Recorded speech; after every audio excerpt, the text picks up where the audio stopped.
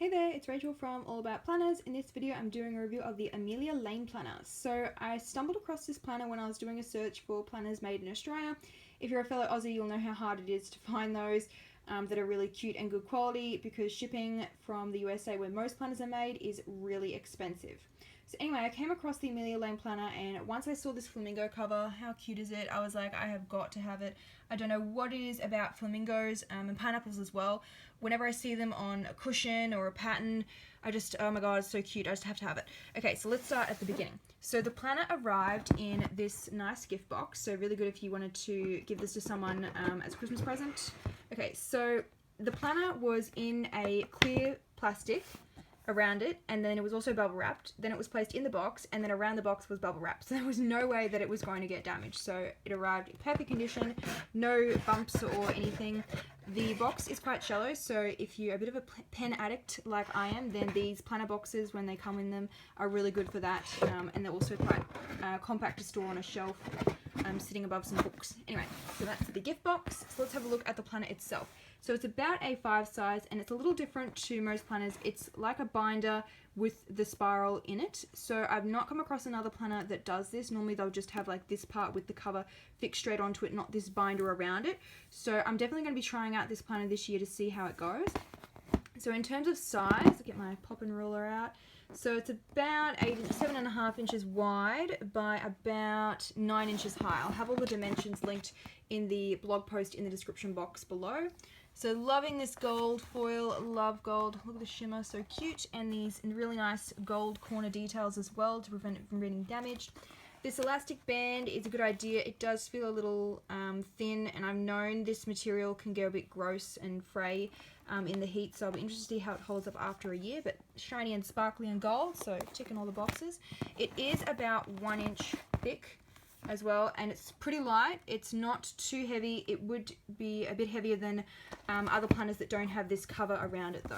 So this is really hard. I'm pushing on this quite firm, and it's not budging at all, so it shouldn't get damaged throughout the year, which is great. Okay, so the font is really cute. It's got this cursive font paired with a simple font, and that continues throughout the planner. So I would probably prefer if the tabs were this simple font because it's a bit harder to read the text and it's quite small. You've got tabs for the extras pages and then each month of the year as well, which is great because when planners include extras pages, they don't tend to give you a tab, so it takes a while to find. You have to use a paper clip or an alternative, so great that it's built in. Gold foil binding, so cute. Love that it's all matchy-matchy and coordinated. Okay, so the planner itself sits like inside it, so when you've got it closed up, the tabs don't stick out, which is great, so they're not going to get damaged. Pretty good. Okay, so let's have a flick through the actual planner layout itself.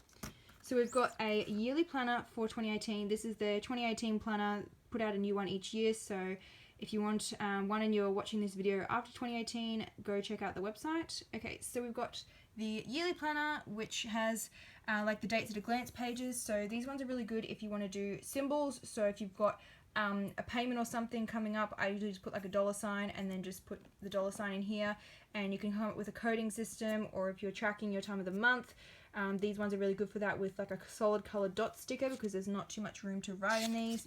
So just give you an overview to do planning. I usually look at these when I'm planning when to do holidays, when to take a travel break. Okay, so we've got 2019 as well. And then we go into the goals section. So there's these nice quotes, all different ones throughout the planner on each of the tabs. The tab is paper. It's probably a little bit thicker than normal paper, very bendy as you can see. I tend to prefer cardstock because they're more durable, but because it's around this hardcover, I don't think they're going to get that damaged, which is good. Laminated tabs, they're fairly sturdy. They're probably not as sturdy as I've seen in some other planners, but I'm pushing on this quite a bit and it's not budging, so not too bad. And we go into the goals section. So we've got a vision board space.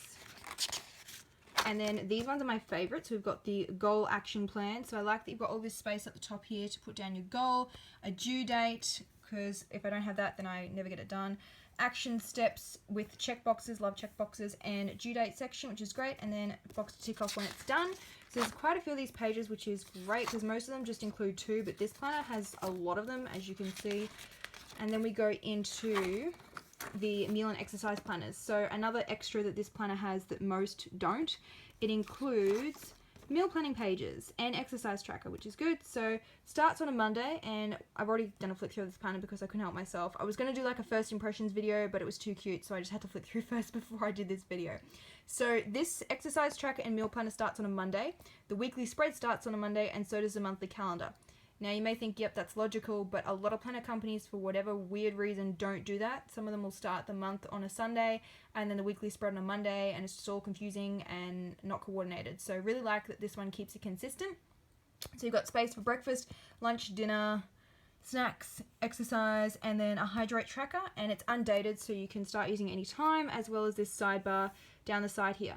If you wanted to, you could always white out one of these titles and customize it if you wanted to use these as like a blog planner, or you're planning something else like your kids' schedules in addition to your own, and then you can keep it all into one planner. So it's kind of like another planner within your planner, which is pretty cool. Not many planners do that. So you've got lots of room to write.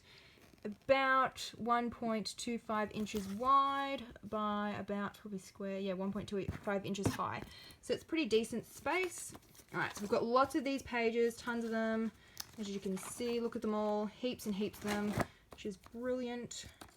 Okay, so zoom in on the tab, January, again another quote, title, and then, oops, sorry, did I do soon? Okay, we'll do the monthly calendar first. I'll get to the weekly spread in a sec. Alright, so we've got Monday start, like I said before, with the calendar. Public holidays printed. This was a planner made in Australia, so it has Aussie holidays in there, which is great because not many of them do. So if you're fellow Aussie and you're looking for one that has it already printed in, this one would be a good pick. The boxes are a fairly decent size. So I'll get out my ruler again. About 1.25 inches wide by about 1.5 inches high. So fairly good amount of space considering this is quite a small size planner. It's only about A5 size, so that's pretty decent size for the boxes. It maximizes the space. There's only like small margins, so pretty good layout. I'll get to the other monthly calendars in a sec because this one doesn't do my pet hate with splitting the boxes. It's actually really good, but we'll get to that in a minute. Let's go to the weekly spread. Okay, so love this weekly spread. Once I saw this, I was sold on the planner. Between that and the flamingo cover, I was like, yep, perfect. Okay, so we've got the weekly goals section, which I tend to always do anyway. So love that it's already built in. I don't have to like customize it and white things out and tweak the layout. It's already done the way that I think personally. I'm not a vertical planner person. I cannot stand when the boxes are so narrow that I can't really fit things in. So loving horizontal, and really like when they have half of it being check boxes for the day and then the other half with, I'm going to use this for a top 3, and then I'm going to go like birthdays, events, or something that's due in those 2 lines there, and then I'm going to do meal planning in this box here. So this layout just is in sync with the way that I think, so I'm really loving it. Very functional layout. I did print one of the freebie printables to try out, but then I saw the planner and I was like, oh, stuff it, I'll just buy the whole planner. I just love it that much.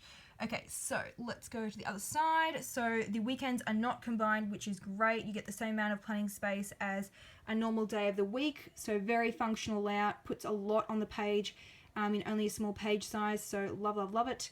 And the months are printed up the top here as well. So if you wanted to flick through, you can easily find what you're looking for as well as those tabs too. Okay, so that's repeated throughout.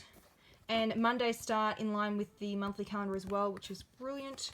Okay, so let's do the monthly calendars. So what I wanted to say before was when the month like ends, she blocks out the lines. The creator of the planner, who is Chanel, really nice lady by the way, she like whites out the columns, so then you get this full space here for planning and up the top as well. So most planners will just leave that box there, and then you've got a whole bunch of smaller boxes which are kind of awkward to use, whereas this one you get lots more functional planning space. So let's go to the next one. To March, we can see that again happen. All public holidays printed again.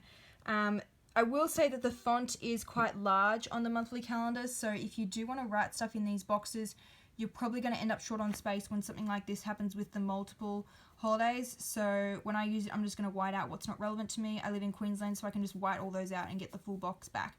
So yeah, probably a bit too big on the font with the public holidays printing, taking up a bit of space for planning. Alright, so this one up the top here is great. You've got lots of space to use it. Again, takes up a fair bit of space putting in the public holiday. If you're someone that just uses a monthly calendar to reference for dates, then it's not a big deal. I tend to use a monthly calendar for meal planning or blog planning, so I do need the full box to fit it in like a whole blog post title. So we've got lots of space down the bottom here again, and let's go to June, lots of space up the top. So same deal throughout the planner. Let's go to the back.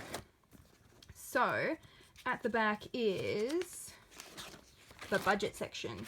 So most planners do not include budgeting layouts, but this one does, which is great. So we've got January expenses, and then you've got lots of room to write as well. It's 3 columns, so plenty of space if you do a lot of shopping. And then the budget for January, which is already filled out with your typical things. You don't have to keep writing it out every month. Kind of like a printable, so it's already put in there for you, which is brilliant. And then space to add your own as well, and even an investment savings section. So you've got that for each month, which is so practical. I feel like this one is like a planner and kind of like a household organizer in one. So instead of having to carry around 2 planners, this would be a good fit if you want something that's already built in. So at the back, we've got bucket list, accounts, logins, which is always a handy page to have. Line notes pages. I'll definitely be doing a pen testing of the planner. The link to the blog post with the pen testing will be in the description box below. Lots of lined notes pages, which is brilliant. The paper feels quite thin, so I'll be interested if the pens do bleed through. As you can see, you've got some shadowing of my hand there, so definitely will be doing that pen test. It's very nice, bright white paper. I can't stand when the paper has like a gross yellow tinge in some planners. This one, so nice and crisp and white. Some ideas pages, and then at the back we've got a pocket folder.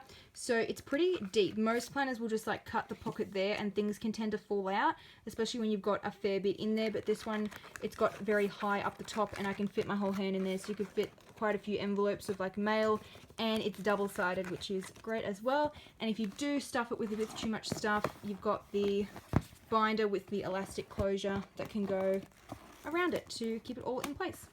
So big thank you to Chanel, the creator of the planner, that sent me this one in exchange for the review. Definitely looking forward to trying it out in 2018. On the whole, I'd say that it's pretty much a perfect planner. My only cons would be the size of the font on the tabs. And then apart from that, I think it's pretty much perfect. Maybe a little bit bigger so you've got more space to write, because the lines of the weekly spread are a little close together. That's just my personal opinion, really. I know a lot of people use A5 and even small, like personal size, and don't really struggle with it. So personal preference, but on the whole, love it. Love all the gold and attention to detail. Really, really nice planner. I'll include that link to the blog post below. And thanks for watching. Bye.